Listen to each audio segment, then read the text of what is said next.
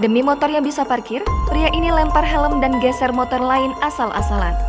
Beredar video di sosial media, seorang pria yang menggunakan baju merah tiba di tempat parkir yang sudah penuh dengan sepeda motor. Ia melihat sedikit celah, kemudian berusaha memarkirkan motornya.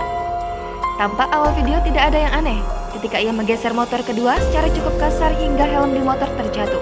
Tak hanya itu, ketika ia merapikan motor ketiga, pria itu bertambah kesal sehingga menjatuhkan helm motor secara sengaja.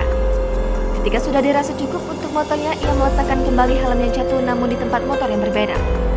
Setelah semuanya sudah dirapikan olehnya, barulah ia memarkirkan motornya. Video rekaman CCTV tersebut menuai pro dan kontra netizen. Ada netizen yang menyalahkan cara merapikan parkiran secara kasar. Ada juga netizen yang membela pria itu dan menyalahkan orang yang parkirnya tidak rapi.